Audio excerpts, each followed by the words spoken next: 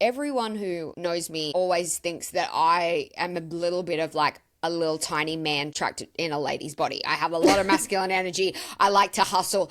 I love a get rich quick scheme. Like I will often just dive in and be like, I'm fucking doing this, you guys. Move fast and break things. Yes, I move fast. I break a lot of things and I've failed many, many, many times. And when I think about AI and what it can do, that idea of like get rich quick and being a CEO and being like, I'm going to fucking dominate the whole world with me and Google Gemini. Like, look out, bitches. Me and Gemini are running for president. Like, it is very... It's very enticing. Tempting. It's exciting. If you're feeling like a loser and then all of a sudden you can get on ChatGPT and sit down for 10 minutes and suddenly you have a business plan for a whole fucking business, you're like, look at me. I'm not a loser anymore. I've got a fucking business plan that's telling me I'm going to make 200K next year. Like, life couldn't be better, you know? Hi, Sophie. Hello. I love your blazer. You look so professional. Where are you going? Thanks. Nowhere.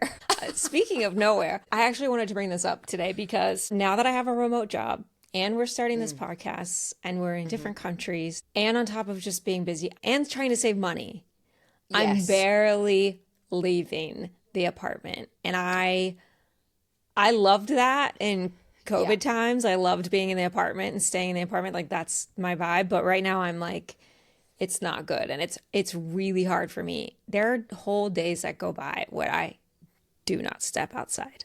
People think I'm very social, but I'm actually like, I love not talking to anybody. I love canceling plans. I love staying home. But since I've been in Australia, I barely socialized. And if I didn't have a kid that I had to drop at school, and I do go to Pilates, so that's something. And you've been going to the gym, right? Yeah. But other than that, like I have not been socializing. But this past weekend, I forced myself to like do a whole bunch of socializing. I went to Sydney, and I also went out locally. But like honestly, that was enough socializing to tire me over for probably like a month. Okay, well, so we're starting this podcast and as I'm thinking about where it's going and we're thinking about the future, like when you start a platform or a channel, you kind of have to be willing to forge a community. And that's kind of how you expand. That's how you do this is you build a community. And a lot of people are into building community this year because they're trying to find ways to get off their screens. And I can see on my app, I've been to the gym 139 times, this particular gym. And I have not made a single friend. and these are classes, okay? This is not go run on a treadmill by yourself. This is a class-based gym. And even our teacher makes you like introduce yourself to the person you're next to before like the workout starts, which I always happily participate in. Okay. But it ends there. And I never, ever make a friend at the gym. Meanwhile, my stepfather, he's a very social person, but the gyms that he gets associated with, he's probably been like a long-standing member at like 2 or 3 gyms. They're like going to each other's weddings and they're going to happy hour and like they're ride or die. And it's because they take a silly class together once a week. And I'm like, I can't even make a freaking friend at the gym when I'm meeting people and learning their names. It's still not happening. Like I can't even do that. How am I supposed to create a community if I can't even make a friend at the gym? But I want to advocate for you here because I actually think it's partly generational because I used to go to the gym near our office in downtown LA. I went to the Gold's Gym in the little complex where somebody like got murdered. So I would go to the gym there and there would be all these little old Korean ladies who would just hang out there like all day. Like that was their social thing. They would go to the gym, they would hang out, they would talk, they would do a few weights and things like that. I think they would also go swimming in the pool. But I was kind of like, whoa, this is bizarre to me. I have always been a gym person. I've done all kinds of different classes.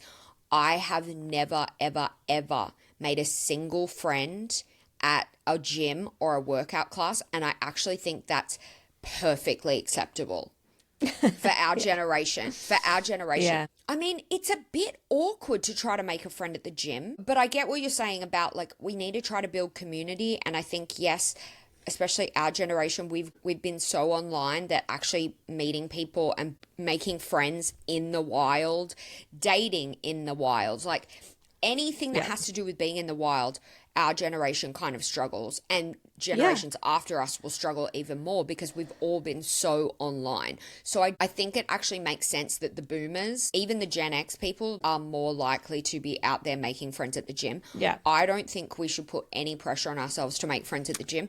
Where are we going to make friends? Where are we going to make community? I have no fucking clue. That's the thing. But it's not at like, the gym. It's not at the gym. That's the only time I'm like really seeing other people, unless like our friends get together.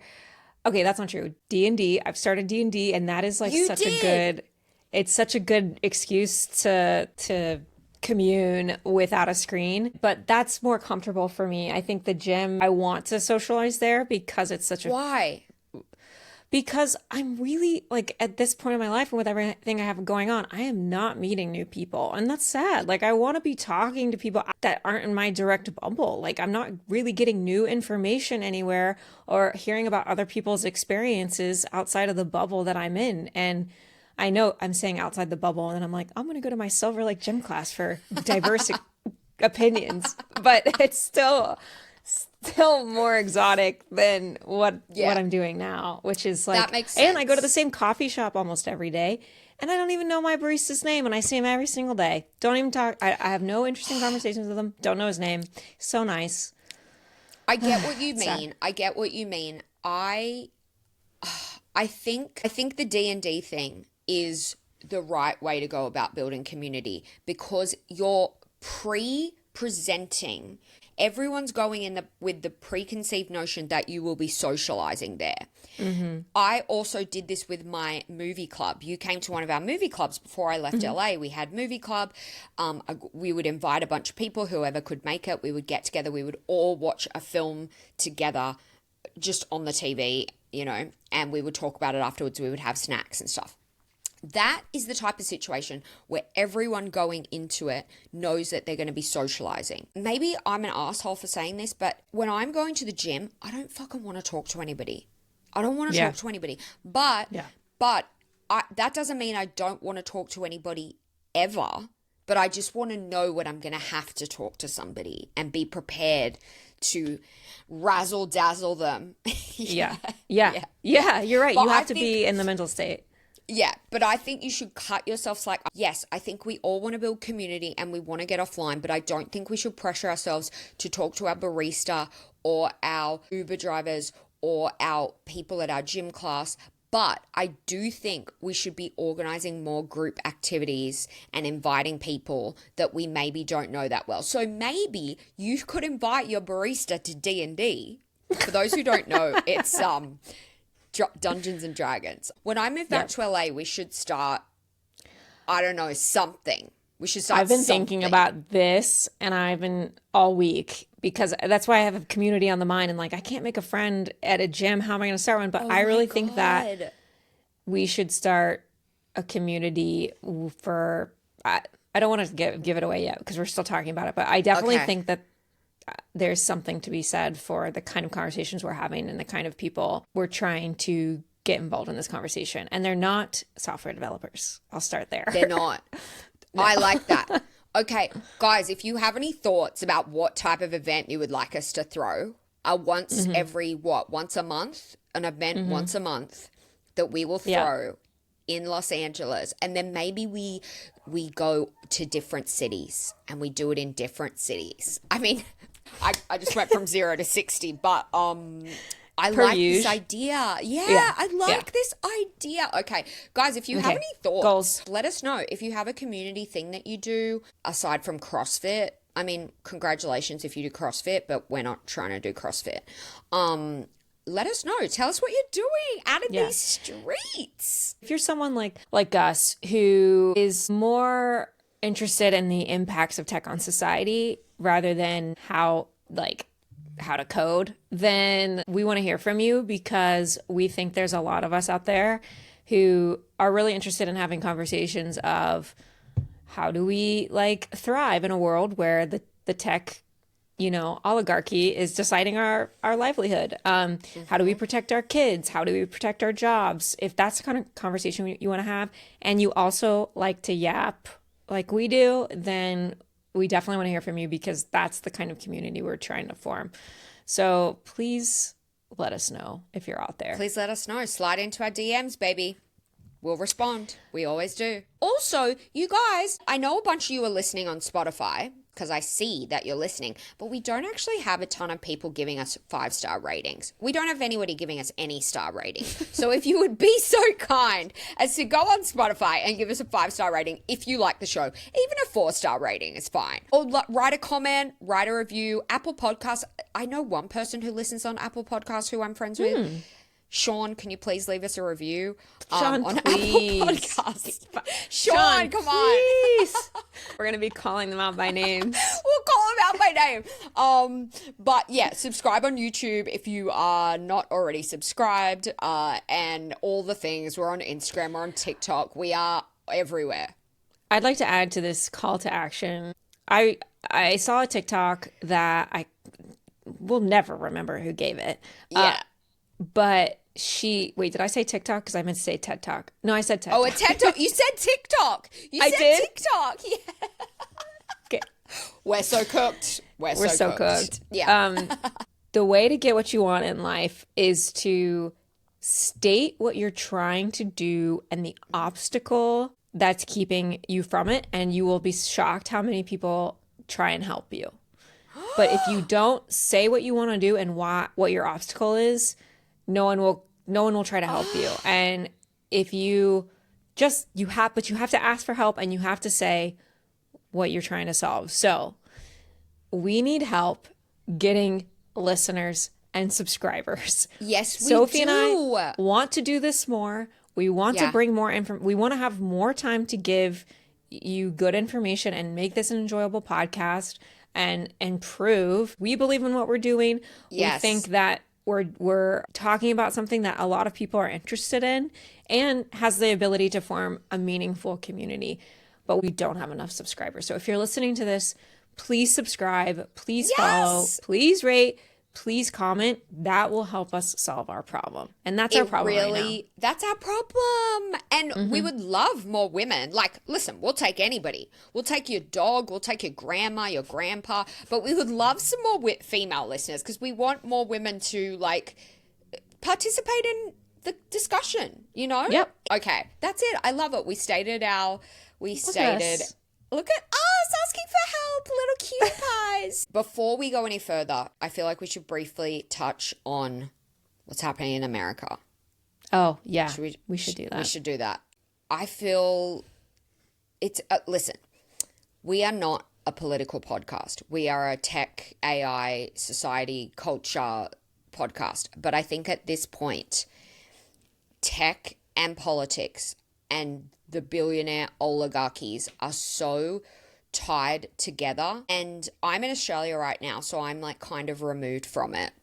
But what we're seeing happening in America is so sad. The absolutely horrific stuff coming out of Minnesota, it is devastating. And like the vibe in Australia is like, we really hope that America can somehow turn this around. Like, it is so disturbing. It is so sad. And I don't really know what else to say about it. It's unbelievable. And I do think that, yes, we aren't a political podcast, but like you said, big tech and politics are so intertwined right now. And ICE relies on surveillance data to manage protests. And everything that we're putting out into social media is tracked and recorded, and ICE officers can get access to it. So it's I just can't believe how dystopian it all is. And I feel even silly saying this because we've been like living in this for so long now.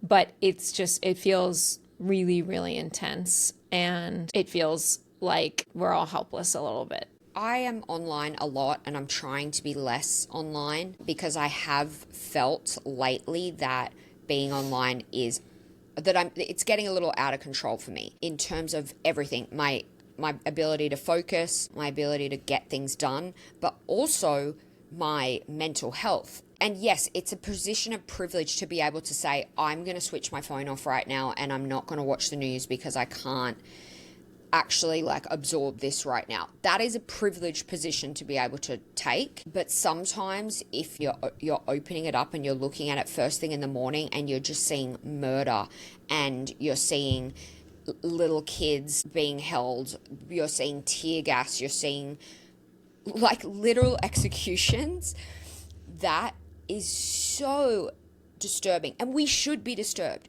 We should be disturbed. But if we get to the point where we are so disturbed that we can't then figure out like, okay, which senator do I need to contact?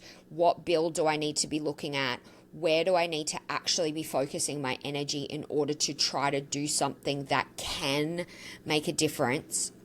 I think it's like a slippery slope. Like if you get so bogged down in the social media bubble of it all and the outrage, it's like tragedy porn in a way. Like it's just like you just start going, oh my God, and you feel so frozen. You feel like there's no point. We are doomed. There's absolutely nothing we can do. And you don't get to pick on social media what you see. It just pops up. Like, I would love to see, I'm trying to repost stuff about like which companies to boycott. Who are the companies funding ICE? Who are the companies that have contracts with ICE? Who are the CEOs? The problem you're saying is like we feel like we need to do something, but we're so overwhelmed with all the terrible things that we're seeing on social media. It puts us in a state of paralysis and we have nowhere to put our energy. And so it kind of becomes this like, this sort of numbness that keeps you from making any choice. The antidote to that is having a leader. The leader represents you to then go solve these issues that you, because you're not a politician, do not have the time for. We have to recognize that we have lives and we can't choose everything. So if you're spending your energy figuring out who has said something and who hasn't, what you are doing is, instead of helping, what you're doing is exactly what all of this distraction and intensity is meant to do, which is distract us and turn us against each other. So you have to make sure you're not falling into the trap. Just because a media headline seems extremely liberal and leftist doesn't mean its intention isn't to engage you and keep you in the cycle that you're in, because it's important to our economy right now that you are isolated, that you aren't engaging, that you're overwhelmed and you're distracted. It is important that we don't put too much responsibility on ourselves and each other, and we put responsibility on the people who are meant to represent us. It is exactly their job to do what you just described, to solve the problem that you just described. That is who should be doing that. And it doesn't really feel like we have anybody on our side. We have no leaders. Yeah, I think you're so fucking right. We're all trying to take on this responsibility because we don't have a leader who's like, I just miss Bernie. Just somebody who's not bought and paid for, because every bit of corruption leads back to money. You know, like every single bit of corruption, it always leads back to money. But you're so right. We don't have a clear leader right now. We're all trying to do the best we can to stay informed. But for the majority of us, the way that we are staying informed is like social media, which has a very specific algorithm that we cannot necessarily trust, or it's news outlets which have their own agendas a lot of the time. So it's fucking hard. We need a fucking leader. I hope somebody emerges for 2028.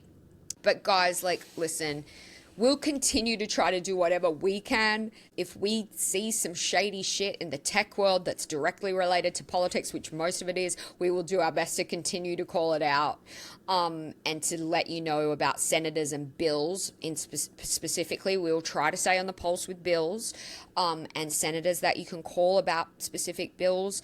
But yeah, it's super overwhelming. Okay, shall we move on? We love you guys. We love you, America. Let's move on. Jeez. Okay. What are we doing next? We got a homework assignment. Did you do your homework? I did. Okay, so if you didn't listen last week, we did our predictions for 2026. Also, if you didn't listen to last week, what are you even doing? Go back and listen. You gotta listen. Little bitches, yeah. But basically, we did our predictions. I did have a couple of friends message me and say, your predictions were completely unhinged. And I was like, maybe the sex work part was unhinged, but I think the rest was not that unhinged.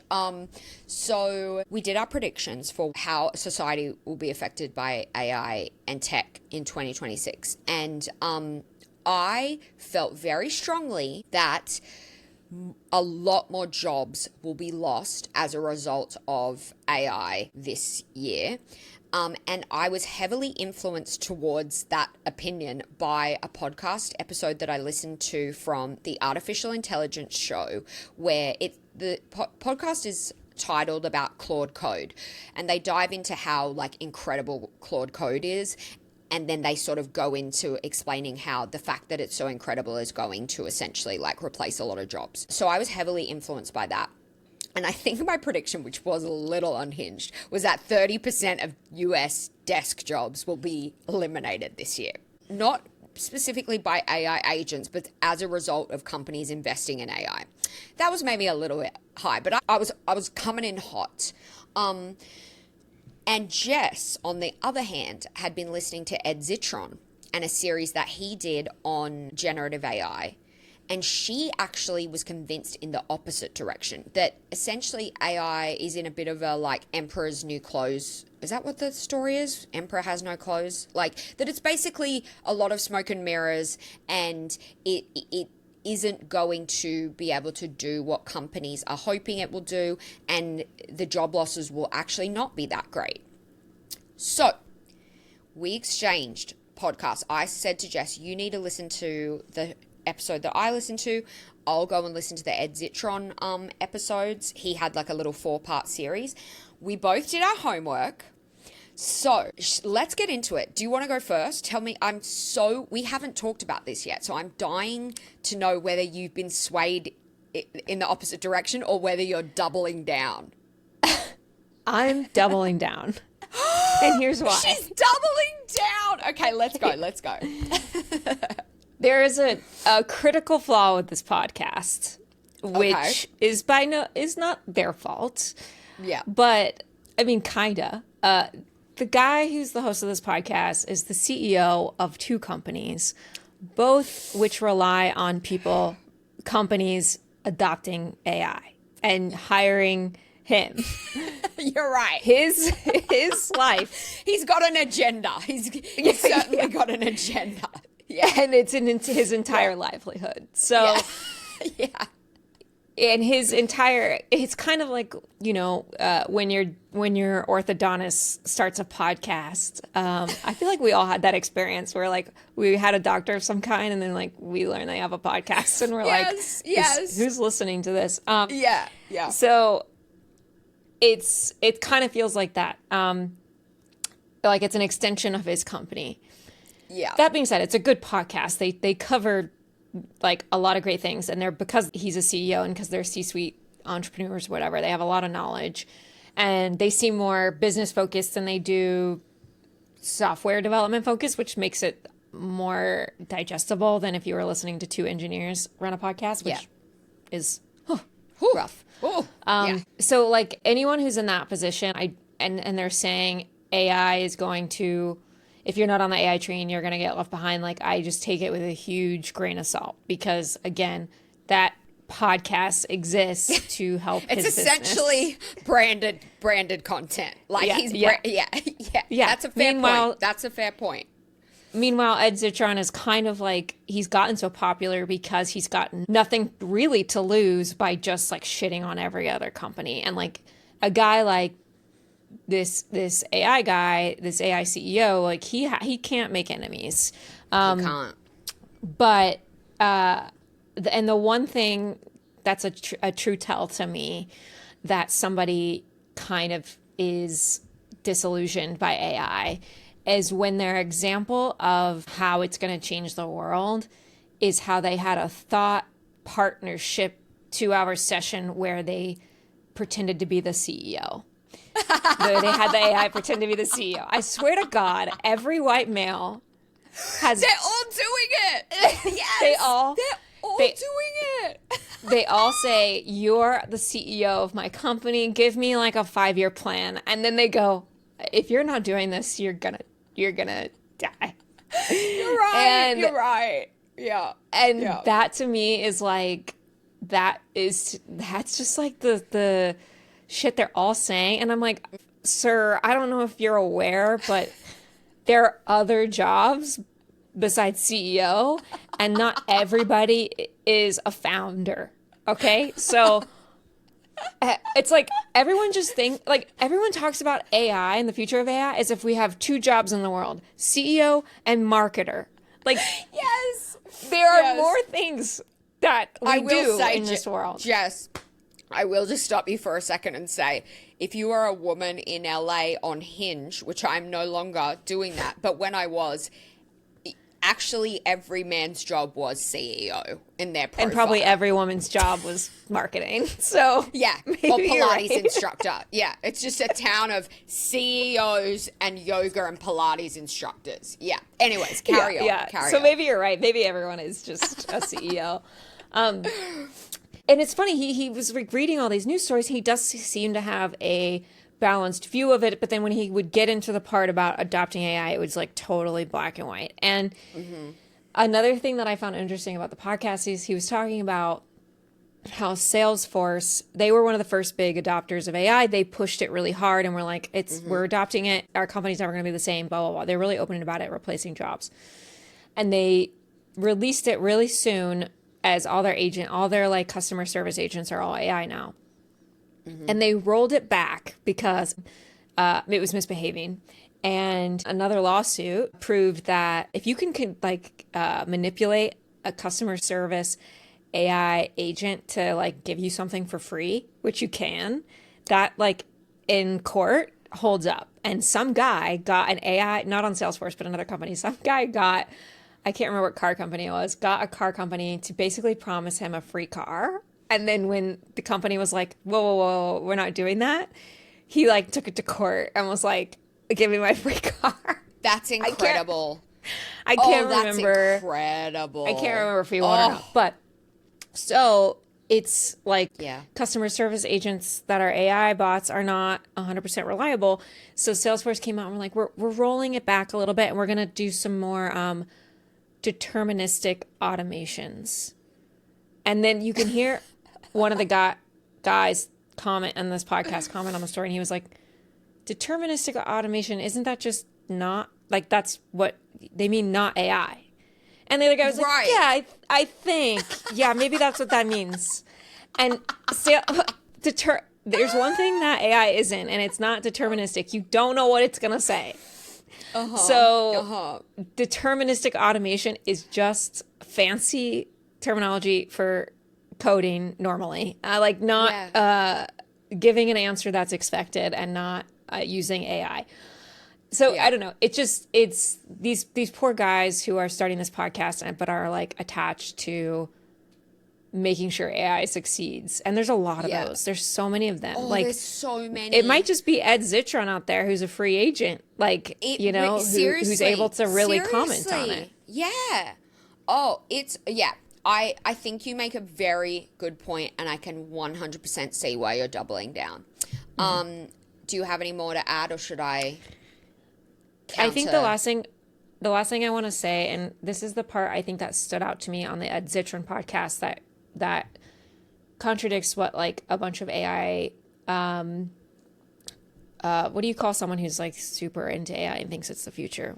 I know what the term is for anyone who's not like that, but I guess AI. Yeah, what do you... AI... What's the word I'm looking for? Believers? Enthusiasts, enthusiasts, believers. Yeah. Drank the AI Kool-Aid, Yeah, they drank the AI Kool-Aid. He made a point, which is like, people who invest heavily in AI and CEOs who are trying to completely overhaul their company right now with AI believe that output is the thing that makes the world go round. Output. Yeah. And Ed Zitron makes a case where if you think that every single job is about output, then you're in for a world of hurt, because that is not how every single job works. He uses the example of a hairdresser. A hairdresser, yeah, maybe she's a robot and she can do 5 times as more hair appointments during the day than a human. But the human is going to have relationships and ability to talk to people. There's a lot more nuance that goes into it that gives her customer loyalty and creates an environment. It's just not necessarily about how many haircuts she can get in a day. There's more to it than that. Yeah. And I feel like, and even if that were possible, that's not a replaceable job right now. There are more jobs in the world than CEO and marketing exec. And I get super frustrated when I hear about people talking about how if you're not using AI at your job, then you're not doing a good job. And I think AI can help you be productive in a lot of ways. But if I used AI in my job all the time, or for the majority of things I do, I would not be good at my job. That's just the truth. Like I would, and AI wouldn't be good at my job either. Like I would be giving shitty results. And when I have tried to use AI, even though it's helped me speed up something, it's made me shittier in another way. So I don't, I think we really miss the entire point of all the different types of jobs there are. We're not just marketers and founders. We're doing other things. So I don't know. That's my thought on it. What did you think? You make a very, very, very good point. And I'm no longer fully where I was before. I'm no longer where you are now, but I'm somewhere in the middle. Let me walk you through how I got there. First of all, I love Ed Zitron. He is an absolute savage, and I love a savage, like especially when he's called, I love it. What's his name for Sam Altman? Clammy Sam. Clammy Sam. It's so good. It's so perfect. Like you can imagine shaking Sam's hand and it's fucking clammy, right? Like you he looks so clammy. Yeah. He's clammy as motherfucker. He's clammy as fuck. So I absolutely love Ed. And I've now binged like a lot of his podcasts. And the example that he uses about the hairdresser and how, like, yes, you could have a robot who's able to do like 500 haircuts in a day or whatever, blah, blah, blah, blah, blah.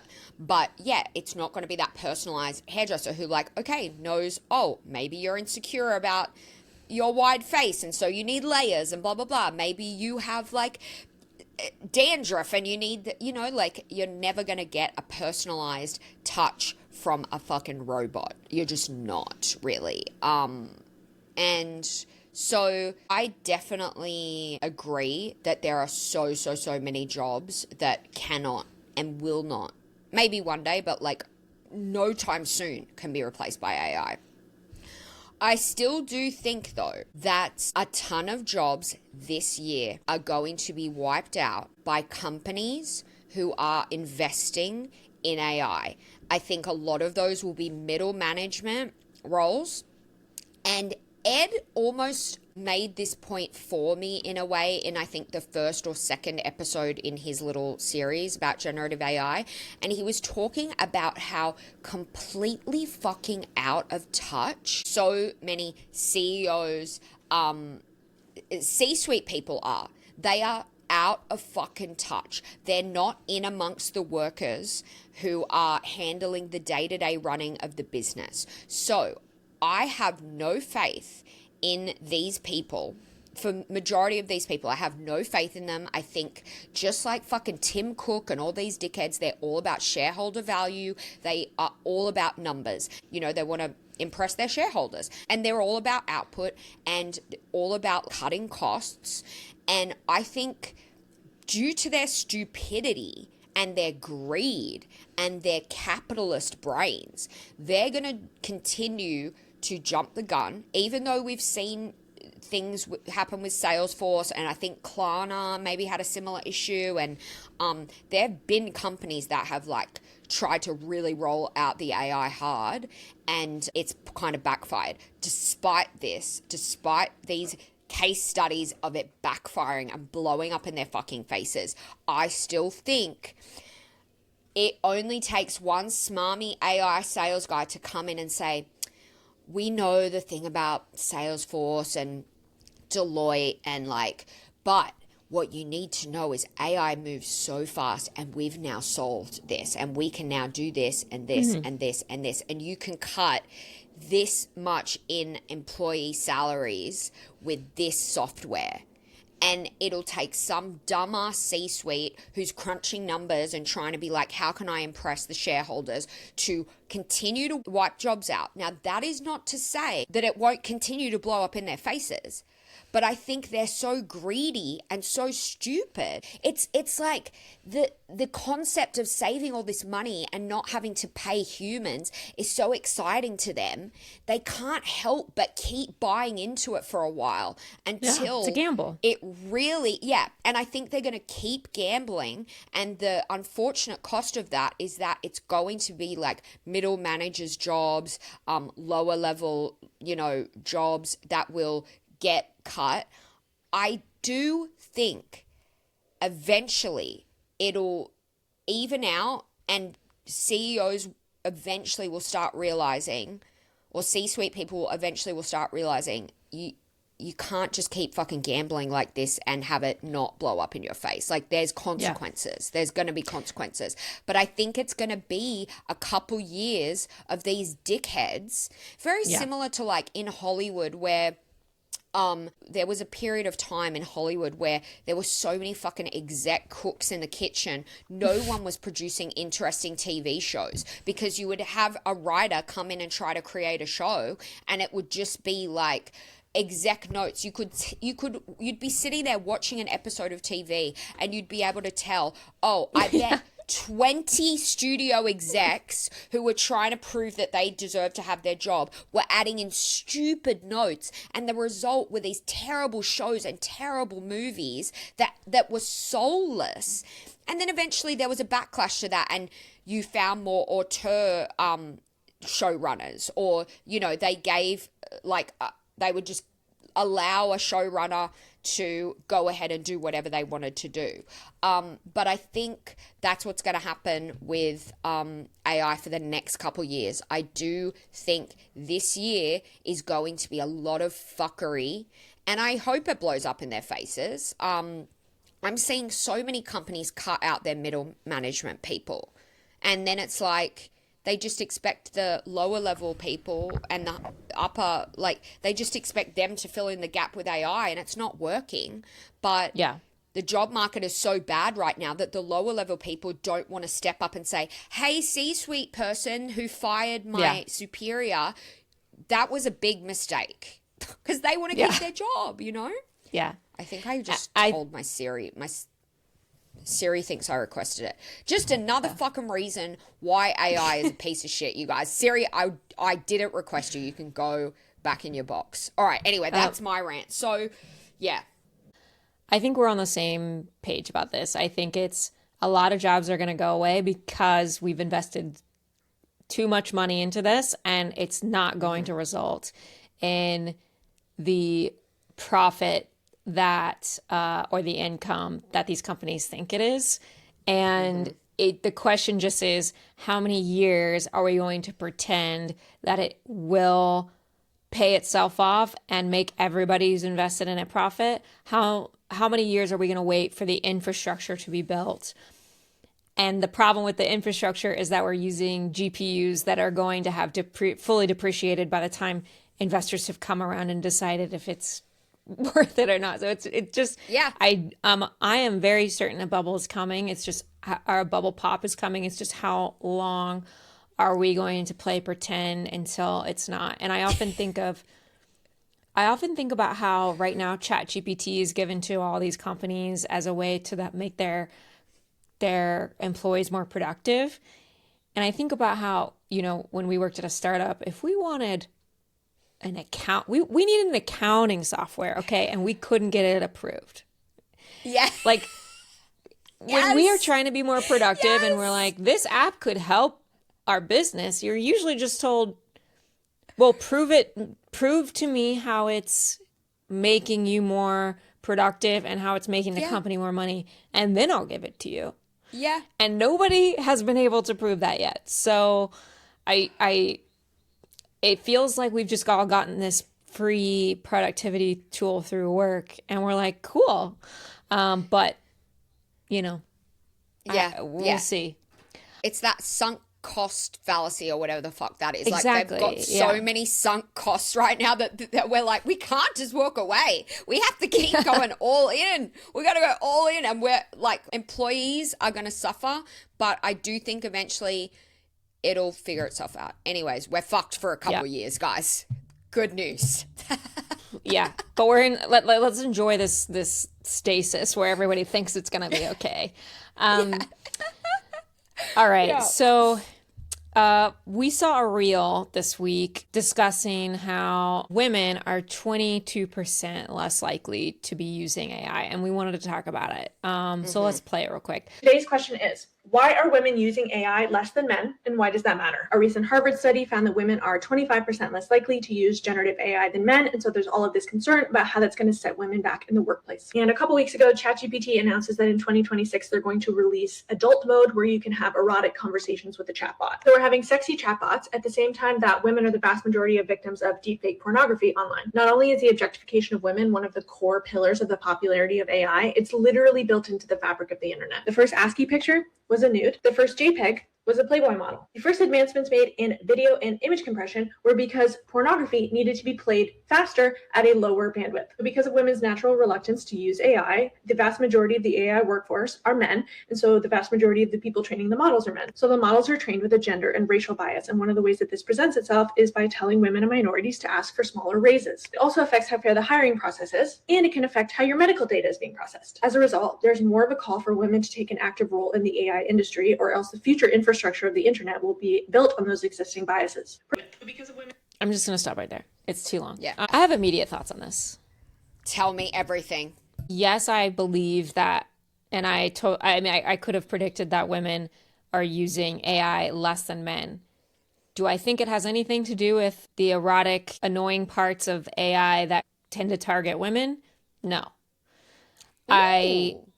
I do think that women are disgusted that image generation and video generation and any technology in general is always used to target women sexually. We're used to this. This is par for the course in any area of our lives. Work, technology, society.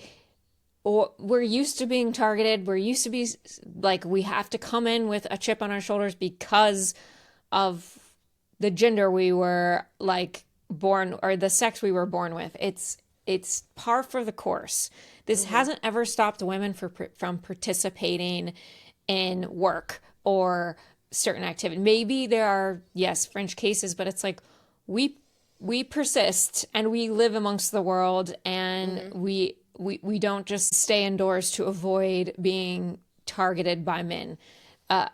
So to connect those two, I think, is a bit of a stretch. I feel like women don't use AI for a completely different reason. I think I'm going to generalize here because I assume that it's several reasons. But to me, I think the reason is obvious, and it's that men see AI as a get-rich-quick scheme. And the majority of men investing and using AI, like I said earlier in the podcast, they're just like, pretend you're a CEO. Like, their interest is, how do I get as much output as possible? I don't care if I'm actually learning anything. I don't care about the meaning of what I'm doing. Output is the only thing I care about.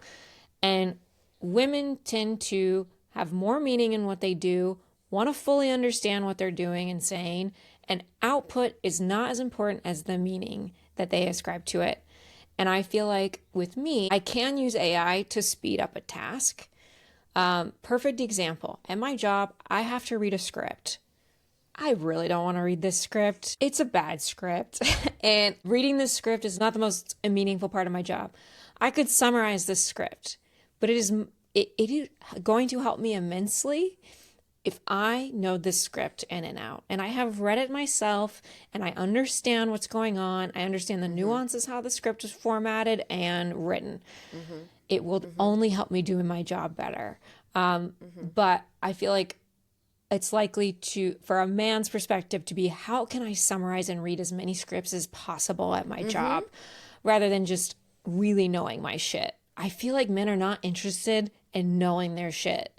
And I feel like maybe it's because we feel like we have to compensate for something. So we have to feel like we know everything before we step into a situation. People are often saying women feel like they need to be 110% ready to go into a situation, and men feel like they have to be 20% ready to go into a situation. Yeah. So it could be some of that. I just feel like men, they're probably using AI to get nudes, surely, and for pornographic reasons.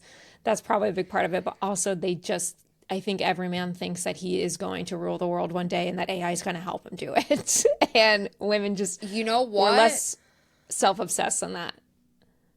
I think you're really onto something here. And as you were talking about the, the get rich quick thing and the output and, it's like all these guys who talk about like maxing, like they pick different categories and it's like vitamin maxing and blah, blah, blah maxing and everything's just like maxing this and maxing that. And I'm like, Jesus.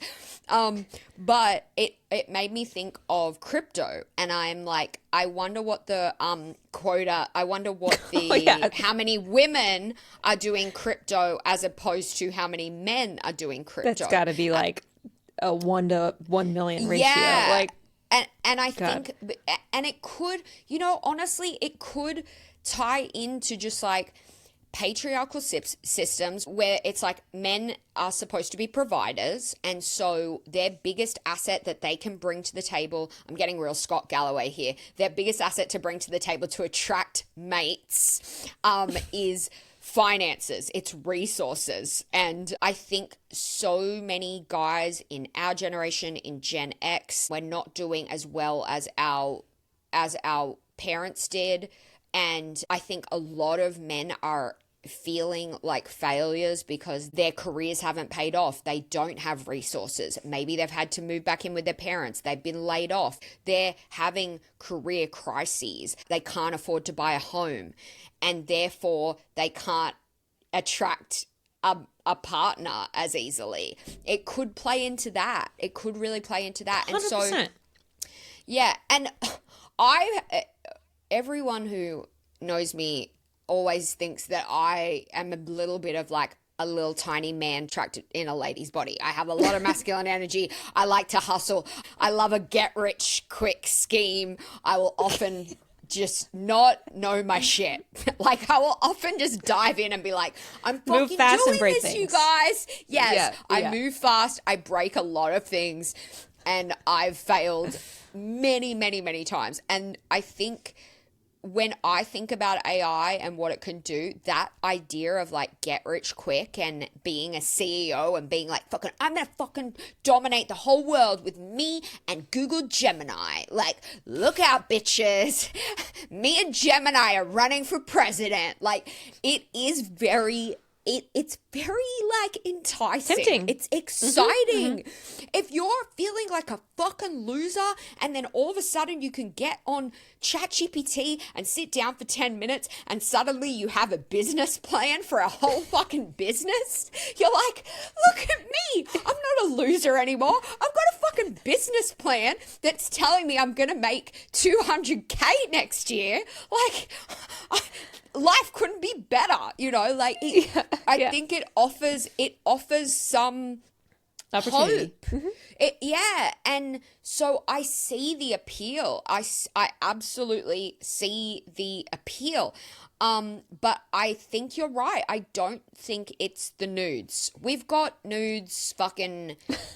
There's always been nudes. We're always going to be objectified. It is what it is. And you're right. The women are still out there getting amongst it despite our titties. So, Speaking of, we need to, before we get more than like 3 followers. We need to like secure ourselves on the internet somehow. We do. We're gonna be the first do. ones slaughtered at the X at the X. But didn't I say last factory. season that my dream was to be deep faked into like an incredible porno?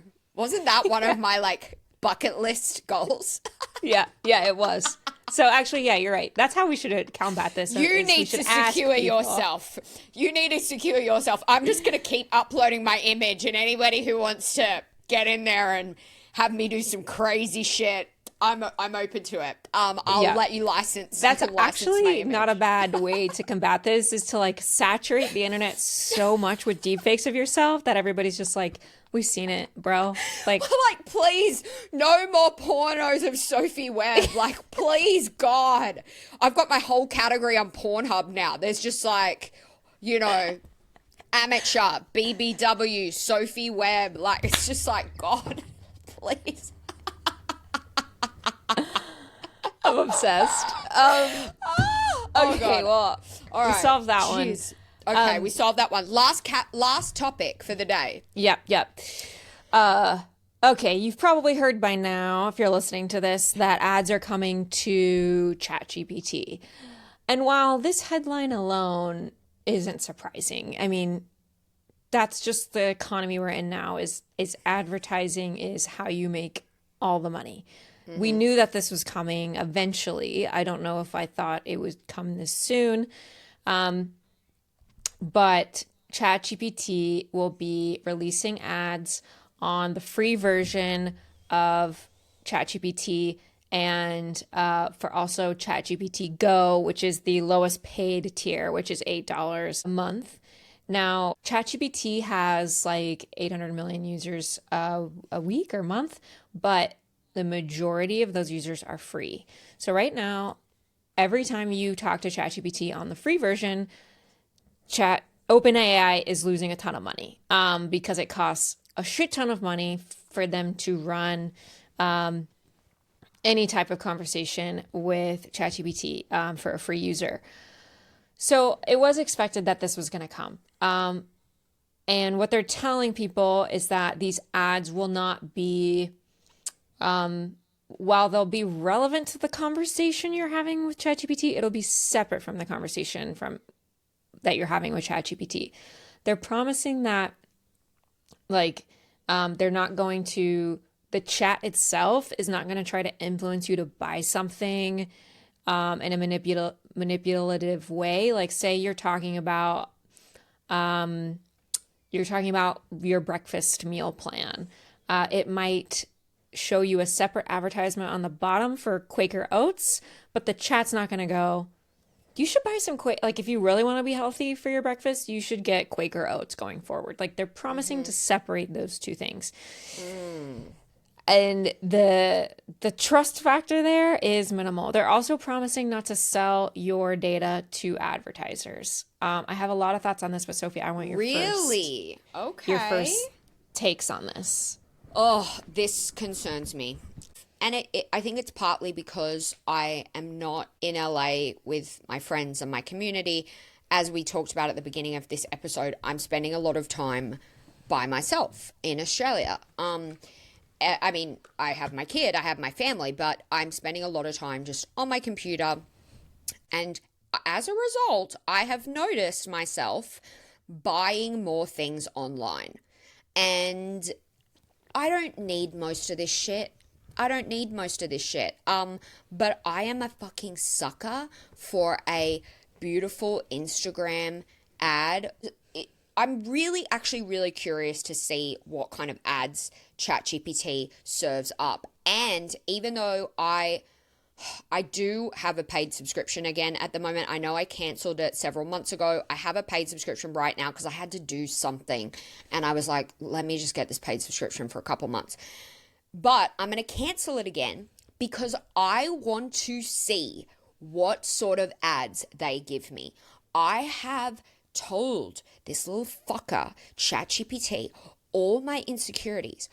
I've looked up like plastic surgeries that I don't need just for shits and giggles. Like, ooh, what would I look like with this chin? Or what would I look like with this nose? It knows I'm obsessed with skincare. It helped me create my entire skincare routine. It knows that I've struggled with addiction. It knows everything.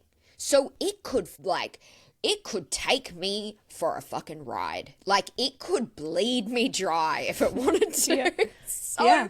I'm going to report back and let you guys know what it starts serving me. But I'm scared.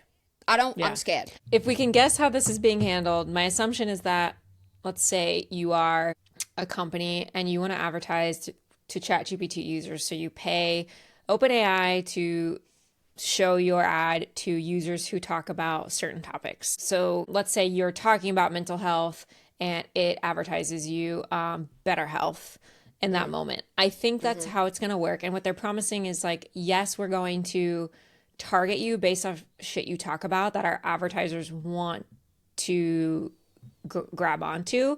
But what we're not going to do is turn back around and say, this user also, here's all the things that our user talks about in their chat. I don't think they're going to do that yet. And I think they're going to be honest about it because they're going to follow the path that Google and Meta have done as well, which is they calmly give you advertising that doesn't feel like it is fucking with you. And then over time, they make little tiny changes until the next thing you know, you can't see left from right. You can't tell what's an ad and what's not. You feel completely targeted and manipulated, but you're so attached to this app. There's no getting around it. And somehow the paid subscription is way higher. So you're kind of stuck in ad land for eternity. I think that's what's happening here. I think the ads are going to feel safe. They're not going to feel too annoying. I also think OpenAI is releasing this way sooner than anyone expected. Sam Altman had originally said ads would be a last resort. That was probably like a few months ago, and we're already at last resort. Here. Yeah, and what most companies do is they don't want to do ads for a long time because they want to, just like all the streaming channels. Took a long time for us to start seeing ads. And that's because they need you attached to the app. They need you locked in. And often what companies will do is they'll subsidize their own loss of money that they're losing because they're giving something to you for free because they need you addicted. They need you attached. They need everybody in on this before they enshittify it, because if they enshittify it too soon, you will leave.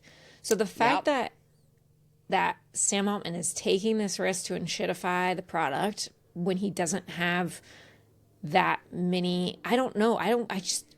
There are the people who are addicted to ChatGPT. I actually don't think that's enough people to sustain their growth. So I feel like they're enshittifying pretty early, but they have no other choice. Like this model that they're taking is just a natural step in this company. I don't think that the fact that they're adding ads is a huge offense. I think they have to do it. It's just we don't trust them and they're going to make it worse over time.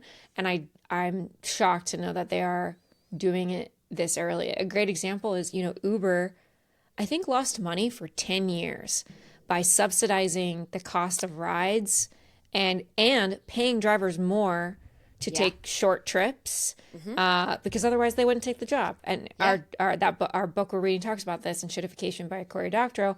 They had to lose so much money for a decade in order for them to figure out how to trap people into this system. And then they did. And then they jacked up the prices and then they screwed everybody and now we're all stuck. Yeah. So there's a natural path here and this is just the beginning of it. I think you're right. Once again, guys, if you haven't, please get Enshittification by Cory Doctorow. Cory is on Offline with Jon Favreau this week. Oh yeah, I listened to it. Yeah. Oh, you listened to it? Yeah. I haven't listened to it yet, but I'm going to listen to it this week. It's great, especially if you don't have time to read the book. He just talks. I mean, there's so many interesting facts in this book.